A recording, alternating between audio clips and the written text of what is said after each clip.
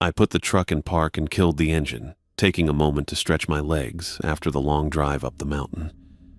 The Forestry Service truck had handled the winding dirt road better than I'd expected, though my back was still complaining from the 3-hour journey. The lookout tower stood against the clear blue Montana sky like something from another era.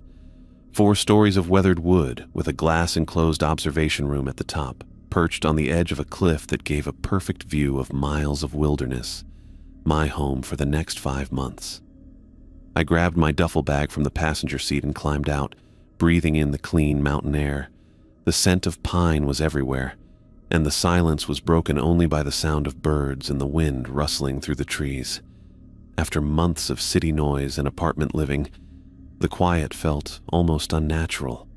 A second Forestry Service truck was parked nearby, and as I approached the base of the tower, a man emerged from the doorway. He walked toward me with the unhurried gait of someone who'd spent decades in these mountains. "You must be Jerry Juarez," he said, extending his hand. "Charles Lewis. Most folks call me Rob." I shook his hand. "Nice to meet you. Everyone calls me Jerry." Rob was a weathered man in his 50s wearing a Forest Service uniform that had seen better days. Deep lines around his eyes suggested years squinting against the sun, scanning these same forests I'd be watching. "Let's get you settled in and go through the basics," he said, leading me toward the tower. "Not much to it, but there are some things you need to know." The wooden stairs creaked under our weight as we climbed. The main living quarters were simple but comfortable. A small kitchen area, a bathroom with a shower, a bed, and some basic furniture. Large windows offered views in every direction. "Living space is down here," Rob explained. "Observation deck is up top. That's where you'll spend most of your working hours." We climbed another flight of stairs to the top level, a glass-enclosed room with a 360-degree view of the surrounding wilderness. The vista was breathtaking. Miles of dense forest, rolling mountains, and valleys stretching to the horizon. "This is where the magic happens," Rob said, gesturing around the room. "Your job is simple. Watch for smoke, report fires, track lightning strikes during storms. You'll do regular radio check-ins 3 times a day." He walked me through the equipment, binoculars, maps, weather instruments, and the radio system. It was all straightforward stuff, exactly what I'd been trained for during orientation. "Radio works on these channels," Rob said, showing me the different frequencies. "Channel 1 is for routine reports. Channel 2 is for emergencies. Channel 3 connects to other lookouts in the region if you need to coordinate." I nodded, taking it all in. The job itself wasn't complicated. That's partly why I'd taken it. After years of working construction in Boise with people constantly around me, I was looking forward to some solitude. "Got it," I said. "Seems simple enough." Rob's expression changed slightly. "There's one more thing we need to go over." He reached into his pocket and pulled out a folded piece of paper. He handed it to me, and I opened it to find a typed list of 6 rules. "Safety protocols," he said, his tone suddenly more serious. "Specific to this tower." I read through the list, my confusion growing with each item. 1. Do not respond to radio calls after 9 p.m., regardless of who is calling or what they say. 2. If you hear footsteps on the stairs after dark, turn on the exterior floodlights immediately. 3. Do not look at the mountains between midnight and 5:01 a.m. 4. If you hear knocking at the door in sets of 3, stay away from all doors and windows until morning. 5. Never go outside during thunderstorms, no matter how strong the urge. 6. If you see someone who looks like me or any other person you know approaching the tower, hide immediately and do not reveal yourself until dawn. I looked up from the paper, waiting for Rob to crack a smile or tell me it was some kind of joke, but his expression remained deadly serious. "You're kidding, right?" I asked. "This has got to be some kind of initiation thing for the new guy." Rob shook his head. "I wish I was kidding, Jerry, but every single rule on that list is there for a reason." What reason could there possibly be for not looking at mountains after midnight? That's literally the job, looking at the forest. The job is spotting fires, he corrected me.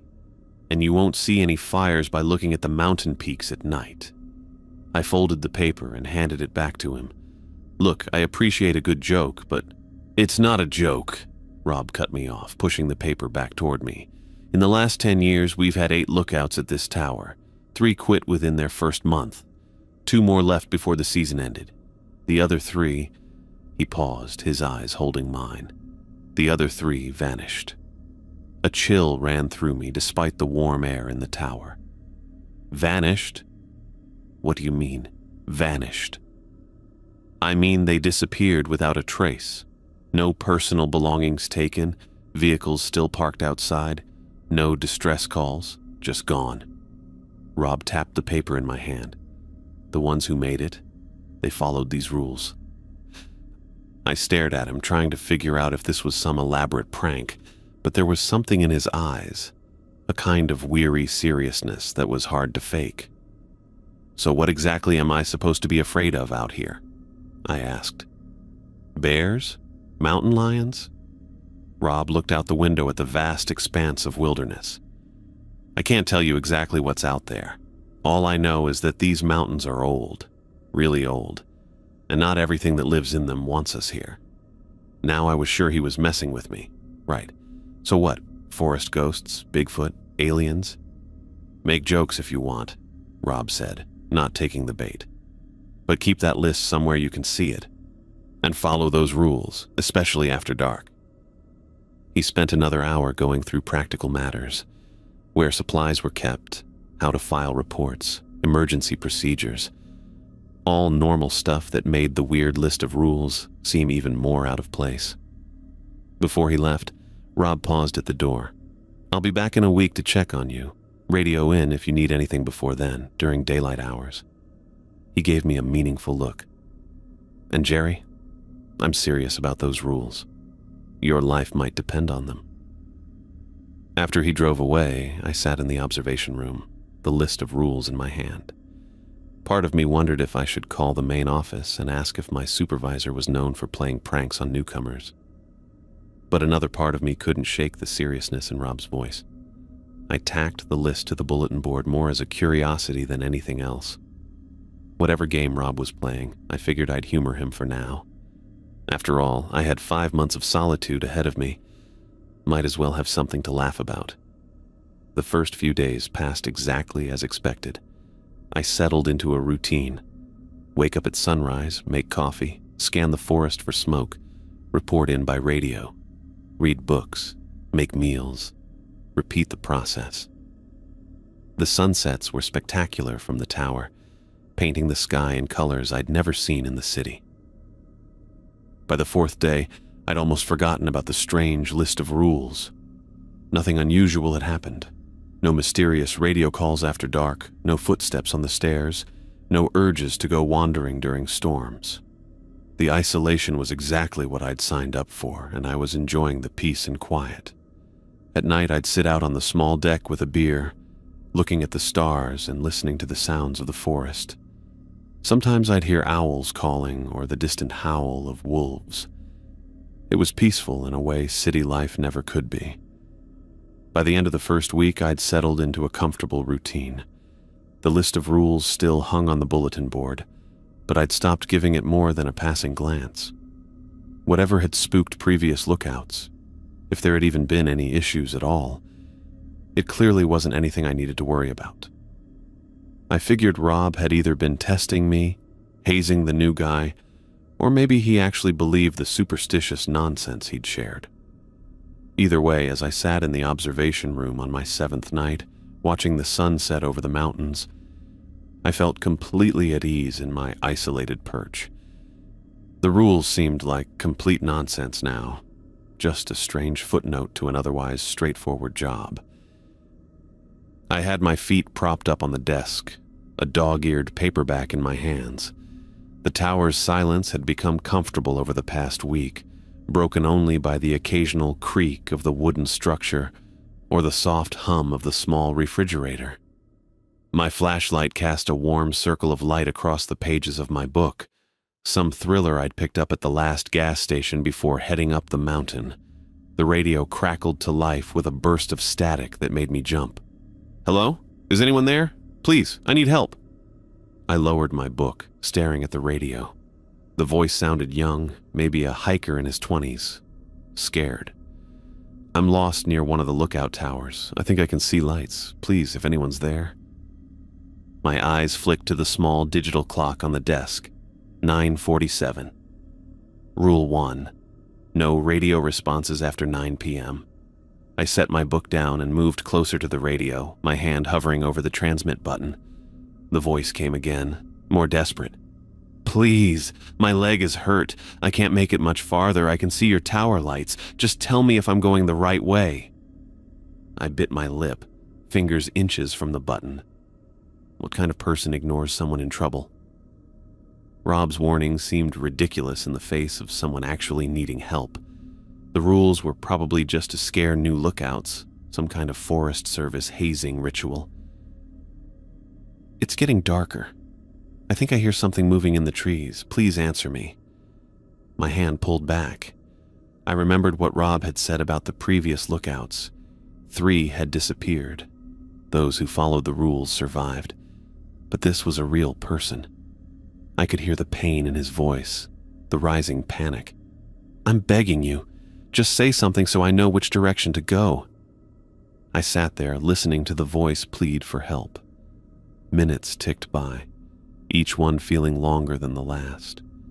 The voice grew more frantic, describing sounds in the forest, begging me to respond, to send help, to do anything. "Please. I think something's following me now. I can hear it moving through the trees." My stomach twisted with guilt. What if this was legitimate? What if someone was actually hurt out there, and I was letting them die because of some stupid rules on a piece of paper? "Oh God, it's getting closer. Please help me." The voice broke into sobs. I gripped the edge of the desk, knuckles white, forcing myself to stay put. After about 20 minutes, the voice went quiet. The radio fell silent, leaving only the soft static of an open channel. I waited for more, but nothing came. I barely slept that night. I kept thinking about the voice, imagining some poor hiker being dragged away into the forest while I sat safe in my tower. I'd chosen the rules over a human life. The guilt gnawed at me until dawn broke. When morning finally came, I dragged myself out of bed and went straight to the radio to check if there had been any more transmissions. I needed to report the incident, call for a search party, something. That's when I noticed it. The power cord for the radio hung loose from the back of the unit, completely disconnected from the wall. I stared at the unplugged cord, my brain struggling to process what I was seeing. I distinctly remembered using the radio for my evening check-in. I hadn't touched it after that. The radio had been unplugged all night. Whatever voice I'd heard begging for help couldn't possibly have come through the actual radio. My hands shook as I plugged the cord back in. The radio powered up with its familiar hum and green indicator light. I picked up the handset and made my morning report, trying to keep my voice steady as I relayed weather conditions and fire risk assessments. I said nothing about the night before. After signing off, I pulled the rule list from the drawer where I'd stashed it. I read through each item carefully, no longer dismissing them as paranoid nonsense. I placed the paper back on my desk, weighing it down with my coffee mug where I could see it. The next 2 days, I followed every rule to the letter. I made my reports on schedule, never touched the radio after 9, and kept my eyes away from the windows during the specified hours. I jumped at every sound, constantly checking that the floodlights were working properly. On the second night, I was trying to read again but couldn't focus on the words. Around 11:30, I heard it, the unmistakable sound of heavy footsteps on the wooden stairs outside. Thump, thump, thump. Slow, deliberate steps coming up toward the cabin. My heart raced as I scrambled to the light panel. Rule 2. Turn on exterior floodlights if hearing footsteps on the stairs after dark. I slapped the switch, flooding the area around the tower with harsh white light. The footsteps stopped immediately. For several long seconds, there was nothing but silence. Then, the footsteps resumed, moving downward this time, retreating back down the stairs. Whatever had been coming up had turned around. I stood frozen by the light panel, listening as the steps faded away. My breathing came in short, shallow gasps. I stayed there for what felt like hours, afraid to move away from the lights. I kept every floodlight blazing until the first hint of dawn appeared on the horizon. I was too scared to turn them off, too terrified to even consider what might have happened if I hadn't remembered the rule. I yawned and stretched, feeling the fatigue of another long day of watching empty horizons. After my evening radio check-in, I'd settled into my usual routine, reading, jotting notes in my journal, and occasionally scanning the tree line out of habit. The clock on the wall showed it was almost midnight, and I realized I'd lost track of time. My coffee had gone cold hours ago. I stood up to make a fresh cup, rubbing my eyes as I moved to the kitchenette. While waiting for the water to boil, I leaned against the counter and gazed absently out the windows. That's when I noticed the mountains. At first, I didn't register anything unusual, just the familiar silhouettes against the night sky. Then something caught my attention. A slight movement? I blinked, thinking my tired eyes were playing tricks on me. The peaks looked wrong. Not just strange or different, fundamentally wrong. The outlines seemed to shift and flow like liquid, the solid rock formations rippling as if made of cloth caught in a breeze. One peak stretched upward, elongating impossibly before settling back into a new shape entirely different from its original form. I checked the time again. Midnight, exactly. Rule 3 flashed in my mind. Do not look at the mountains between midnight and 5 a.m. I should have looked away immediately. Instead, I stepped closer to the window, drawn by a strange compulsion I couldn't explain. The mountains continued their impossible dance, peaks flowing into valleys and back again. New formations rose where none had existed before, while others sank as if being absorbed back into the earth. Something about the movement was mesmerizing, almost beautiful in its fluid impossibility. I felt an urge to keep watching, to understand the pattern. My hand reached for the window glass. A sharp pain jolted through my head, like an ice pick behind my eyes.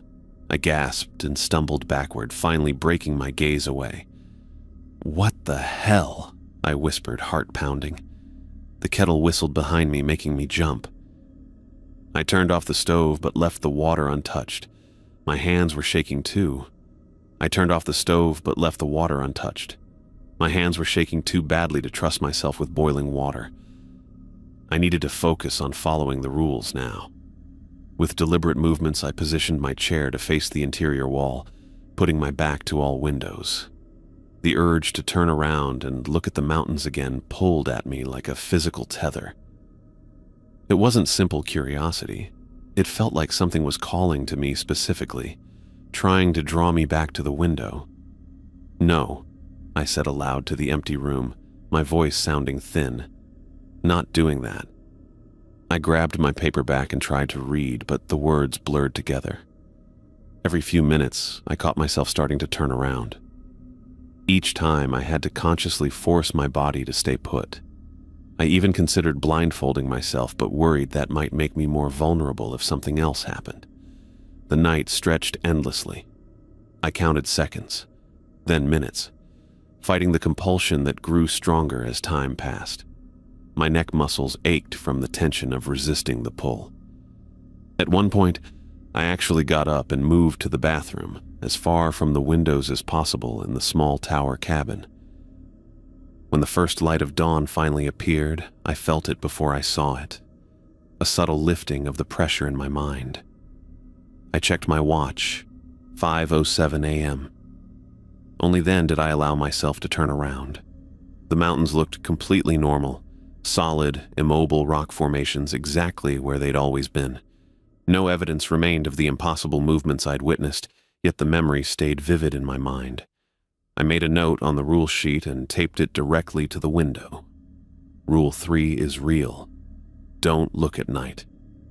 Almost a week passed without incident. I'd been religious about following the rules, especially after what I'd seen with the mountains. The radio incident and the footsteps on the stairs had been terrifying, but somehow the shifting mountains affected me more deeply, maybe because I'd been drawn to keep looking despite the danger. I was washing my dinner dishes when I heard it. A knock at the door. 3 distinct raps, evenly spaced. I froze, water dripping from my hands. 3 more knocks followed, in exactly the same rhythm. Then again, and again. Rule 4 flashed in my mind. Stay away from doors and windows if hearing 3 knock patterns. I shut off the water and backed away from the sink, which was unfortunately close to the door. The knocking continued, perfectly timed sets of 3. Not urgent or aggressive, just steady, patient, as if whoever or whatever was outside had all the time in the world. My first instinct was to call out, ask who was there, but something told me that would be a terrible mistake. Instead, I retreated to the center of the room, sitting on the edge of my cot. The knocking continued, never varying in pace or intensity. After 20 minutes, I started to wonder if it might be a branch hitting the door in the wind. But there was no wind tonight. The trees outside were perfectly still, and the rhythm was too precise, too deliberate.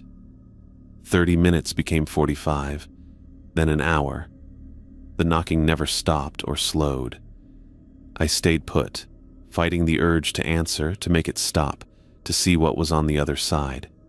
My hands were clenched so tight my fingernails left marks in my palms. Then, as suddenly as it had started, the knocking stopped. The silence felt more threatening than the noise had been. I stayed frozen in place, straining to hear any sound from outside. Nothing. After another 15 minutes of silence, I finally allowed myself to relax slightly, though I remained in the center of the room until morning. When dawn broke, I cautiously approached the door. At first glance, everything looked normal. Then I noticed them. 3 deep gouges in the wood, running diagonally across the door's surface. They weren't there the day before. I was certain of it. I ran my fingers along the marks. They were deep, as if made by something with tremendous strength. Whatever had been knocking hadn't been using knuckles. I took several photos with my phone, then reinforced the door's lock with the small tool set I'd brought. It wouldn't stop anything truly determined to get in, but it made me feel marginally better. The following week brought a massive thunderstorm. I'd seen the system developing on the weather radar and battened down everything according to protocol. The rain came first, hammering against the tower windows like tiny bullets. Lightning followed, splitting the sky with brilliant forks that momentarily turned night to day. I sat at my desk, recording wind speeds and rainfall amounts, when a particularly close lightning strike illuminated the entire forest. In that brief flash, I thought I saw something moving between the trees, something large. The thunder that followed rattled the whole tower. As it faded, another sound replaced it. A low, melodic humming that seemed to be coming from outside. It rose and fell with the wind, almost like singing.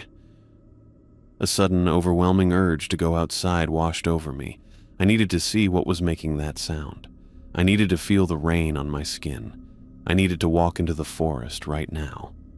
My body moved before my mind could catch up.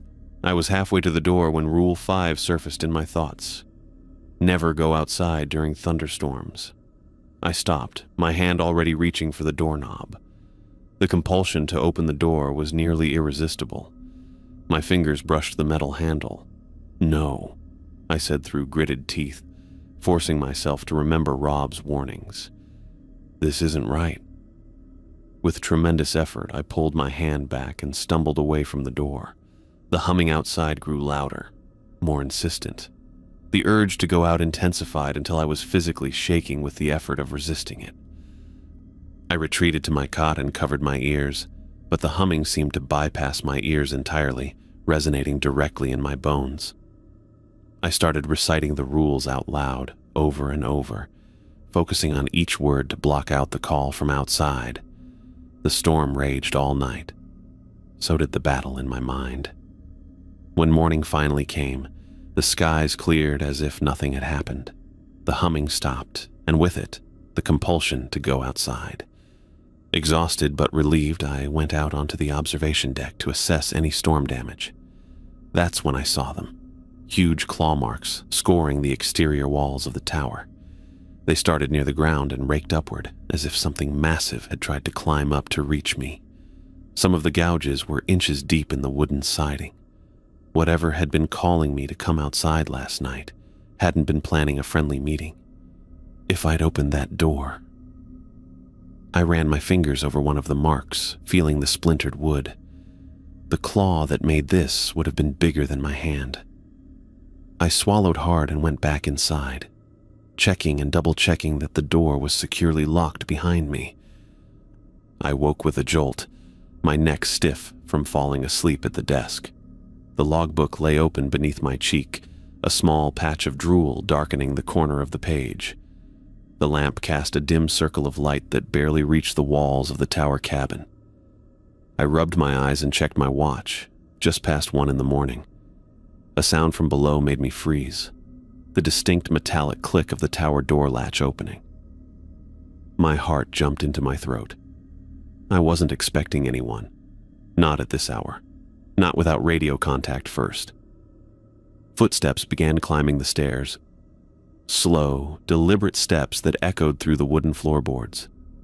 Each one sent vibrations through the structure, getting closer. Rule 6 flashed in my mind. Hide from unannounced Forest Service employee visits until daylight.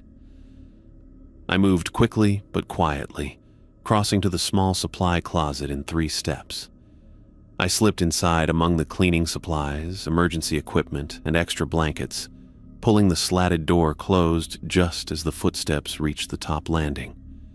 The main door to the cabin swung open. Through the narrow gaps in the closet door, I watched as a figure stepped inside. It was Rob, or at least it looked exactly like Rob. Same weathered face, same Forest Service uniform, same build and height, but something was deeply wrong. This Rob moved with a strange fluidity, each motion too smooth, too continuous, like someone had removed the natural hitches and pauses in human movement. His head turned in a single unbroken sweep as he scanned the room. When the beam of his flashlight crossed the closet, I caught a glimpse of his eyes. They flashed with an animal-like reflection, a greenish-yellow glow that no human eyes should produce. I pressed myself deeper into the closet, trying to control my breathing as the thing that wasn't Rob began methodically searching the cabin. It checked under the desk, behind the radio equipment, and in the small bathroom. Its movements were precise but unnatural, as if it were performing actions it had seen but never truly understood. The fake Rob paused at my logbook, running fingers over the still damp spot where I'd been drooling. It lifted its hand, examining the moisture with that too smooth head tilt. Then it turned toward the closet. I held my breath as it approached, those wrong eyes sweeping back and forth. It stopped directly in front of my hiding spot, close enough that I could smell something odd, like wet leaves and copper. Not Rob's usual coffee and pine scent. The creature stood motionless for what felt like several minutes, its face just inches from the slatted door. I didn't move, didn't breathe. My legs cramped painfully from maintaining my awkward crouch among the supplies. Finally, it turned away, moving toward the windows where it stared out at the dark mountains for a long moment. Then, without a word or sound, it walked back to the door, opened it, and left. I heard those same measured footsteps descending the stairs, then the click of the tower door closing. I stayed hidden, curled up in that closet until the first gray light of dawn filtered through the windows. My body ached from holding the same position for hours, but terror had kept me frozen in place. Even after sunrise, I emerged cautiously, checking every corner of the cabin before accepting I was truly alone. Hours later, I heard a vehicle approaching. I grabbed the binoculars and confirmed it was the real Forest Service truck, Rob's truck, coming up the access road for our scheduled weekly check-in. When he entered the cabin, I must have looked like hell. Rob took one look at me and frowned. "Something happened," he said. It wasn't a question. I told him everything. The midnight visitor, the two smooth movements, the reflective eyes, how it looked exactly like him, but moved all wrong. Rob nodded, his expression grim but unsurprised. "There's something in the forest that can take shapes," he said, sitting down heavily at the table. "Human shapes. We don't know what it is, but it's been here longer than the tower, longer than the Forest Service." "It looked exactly like you," I said. "That's why Rule 6 exists. They can copy appearances, but they can't mimic human behavior perfectly, and they can't stand daylight." Rob rubbed his face. "Look, Marcus, I wouldn't blame you if you wanted out. Nobody would. You've seen more in a few weeks than most lookouts ever do. I can have someone up here to replace you by tomorrow." I stared at him, the offer of escape hanging between us. "You don't have to decide right now," Rob added. "But after seeing that thing, well, most people choose to leave." I looked at Rob, who waited patiently for my answer. The clipboard sat on the desk between us, the transfer paperwork ready if I wanted out. "I'm staying," I said. Rob's eyebrows lifted slightly. "You sure about that? After what you saw last night?" "Yeah." I rubbed my eyes, still tired from my night in the closet. "Look, when you first told me about these rules, I thought it was all bullshit. Some kind of hazing ritual or test. But every single one of them has protected me from something real." I pulled the folded paper from my pocket and smoothed it on my knee. The creases were deep now, the paper soft from handling. The radio that shouldn't have worked, the footsteps on the stairs, the mountains, moving. I swallowed hard, remembering how they'd seemed to reach for me. The knocking, the storm, and now whatever that thing was pretending to be you. Each rule kept me alive. Rob nodded slowly, a hint of respect crossing his weathered face. "Most people don't figure that out until it's too late. They think the rules are suggestions, or that breaking one won't matter." He leaned forward, his voice dropping. "Let me be crystal clear. Strict rule following is the only way to stay alive up here. No exceptions, no matter what you see or hear." "I get it now." I folded the paper and returned it to my pocket. Rob stood and collected his clipboard. "I'll come back in 2 weeks with the supply truck. Call if you need anything before then, during daylight hours only." After he left, I spent the day scanning the horizon, checking for smoke, and recording weather data. The routine felt almost comforting after the previous night's terror. When darkness fell, I locked the door, closed the blinds, and tried to read, though my eyes kept drifting to the windows. The first footstep came just after midnight. It wasn't like before, a single set climbing the stairs. This was multiple footfalls circling the tower, some light and quick, others heavy and dragging. They moved around and around, never in sync, like several creatures patrolling. I moved to the light switch and flipped on the exterior floodlights. Rule 2 had worked before. The footsteps paused momentarily, then continued. My stomach dropped. This was new. They should have retreated like last time. The radio on my desk clicked on by itself, static hissing through the speaker. Then a voice cut through. My mother's voice. "Marcus? Honey, can you hear me? I need help. Please come outside." I froze. My mother lived 2 states away. She didn't know where I was. The voice changed. My brother Tom. "Marcus, what the hell? Turn off those lights, man. You're making it angry." Then my college roommate, my ex-girlfriend. people I hadn't spoken to in years. Finally, Rob's voice came through clear as day. "Marcus, this is Rob. Emergency situation. Turn off the lights and open the door immediately." That's an order. I backed away from the radio, which shouldn't even work at this hour. Rule 1. No radio responses after 9 p.m. 3 sharp knocks hit the main door. Then the back door. Then every door and window simultaneously, the same 3-knock pattern echoing from all sides. I moved to the center of the room, following Rule 4. Stay away from doors and windows when you hear the 3-knock pattern.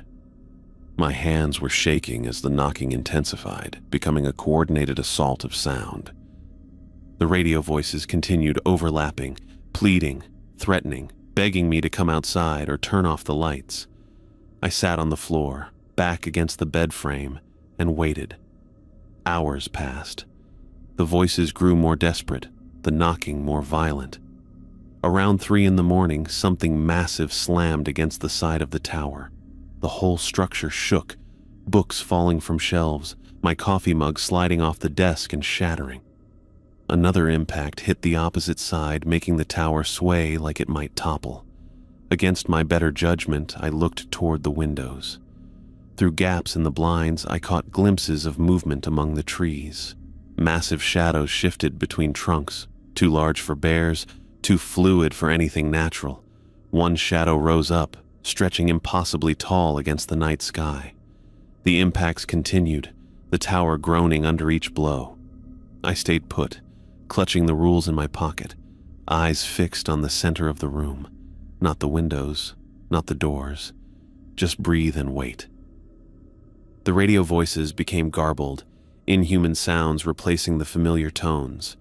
The knocking developed odd rhythms, no longer mimicking human patterns. I didn't move, didn't respond, didn't look. When the first gray light of dawn touched the sky, everything stopped at once. The knocking ceased mid-pattern.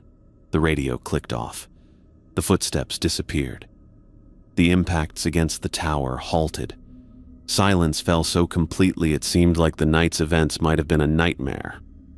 I completed the remainder of fire season by following every single rule with religious precision. After my close call with the coordinated assault, I left nothing to chance. Each night before sunset, I checked and rechecked all windows, ensuring blinds were completely drawn from midnight to 5. I kept the rules paper on my desk at all times, no longer tucked away in a drawer or pocket where I might forget its importance. I memorized each instruction until they became as natural as breathing. The routine became almost comforting in its predictability. Morning coffee and horizon scanning, weather data recording, radio check-ins at exactly 8 a.m. and 8 p.m., never a minute later. No responses after 9, no matter what voices came through. I learned to ignore the occasional scratching on the door, the whispered conversations outside my windows, and the strange shadows that sometimes appeared to stretch toward the tower when the sun set at odd angles. When footsteps came in the night, and they did, with increasing frequency as summer waned, I hit the floodlight switch without hesitation. Sometimes they retreated immediately. Other times they circled for hours, testing my resolve. I stayed centered in the room, back against the bed frame, and waited them out. I never looked at the mountains after dark. I never stepped outside during storms. I hid in the closet whenever I heard unexpected visitors. The incidents increased as August faded into September. What started as isolated occurrences became near-nightly events. The knocking came more frequently, always in sets of 3, sometimes continuing for hours. The radio would crackle with voices of people I knew. My mother, old friends, co-workers, all claiming to need help, all after 9 p.m. I learned to turn the volume down without turning it off completely, just in case a legitimate emergency call came through during daylight hours. October brought the first snowfall, dusting the mountaintops with white. The temperature dropped sharply at night, and I layered blankets on my cot. The incidents decreased with the cold, as though whatever lurked out there preferred the warmer months. My twice-daily reports became routine. Tower 7, all clear, no smoke. The Forest Service rarely responded beyond acknowledgement. By late October, the trees had lost most of their leaves, making visibility better, but the landscape starker. The supply truck came less frequently as the season wound down, and I rationed my food carefully, knowing the tower would close soon for winter.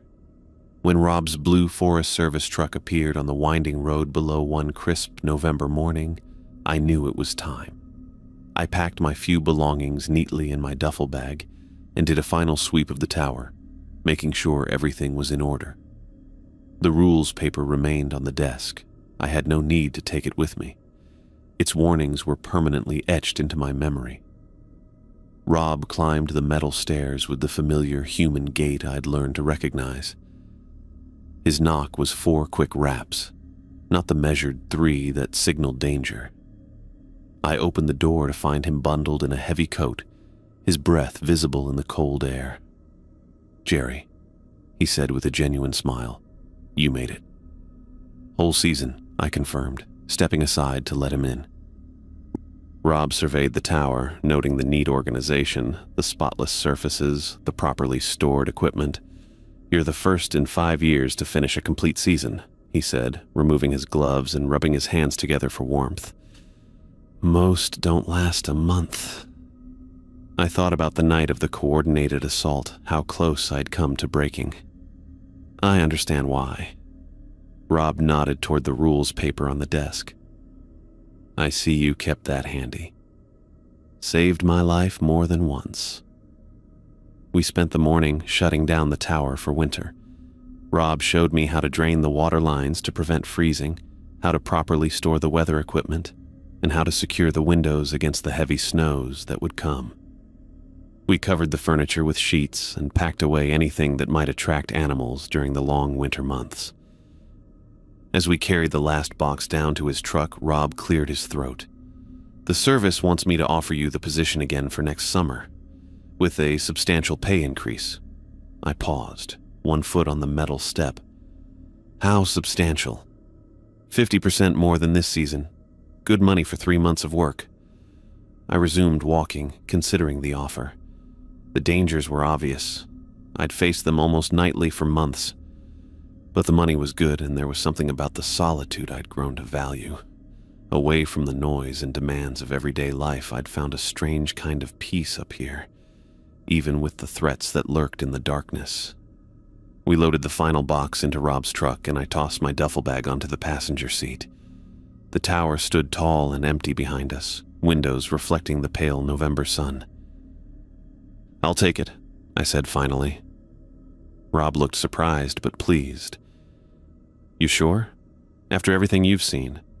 I know what to expect now, and I know the rules work." He nodded slowly. "That they do." I glanced back at the tower once more before getting into the truck. "But I want you to tell me the truth, Rob. The complete truth about what's out there." Rob was quiet for a long moment as he started the engine. The truck rumbled to life, heater blowing cold air that would soon warm. "They were here long before us," he said finally, putting the truck in gear and beginning the slow descent down the mountain road. "Ancient things that existed in this forest before humans ever set foot here." "What are they?" "I don't know exactly. No one does. But they view these towers as intrusions into their territory. Each rule..."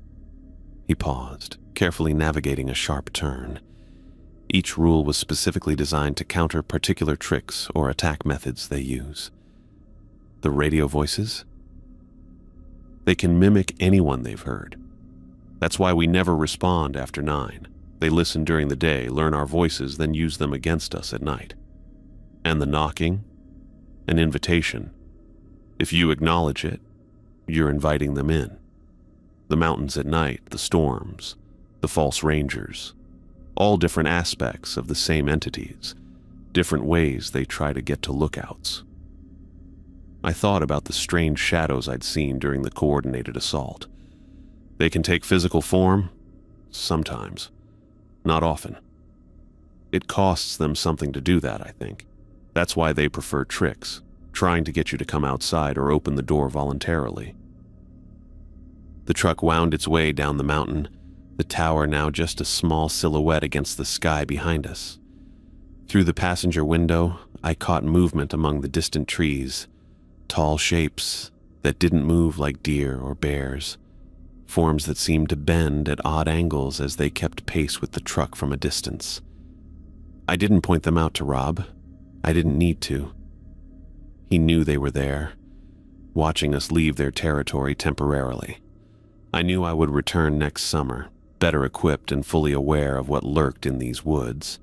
The rules had transformed from mysterious guidelines into my personal survival manual. I understood now why Rob had been so insistent, why he'd made me memorize them before he left me alone that first day. For 3 months, I'd lived alongside ancient, hostile entities, separated from them by nothing more than wooden walls and 6 simple rules. And somehow, I'd survived.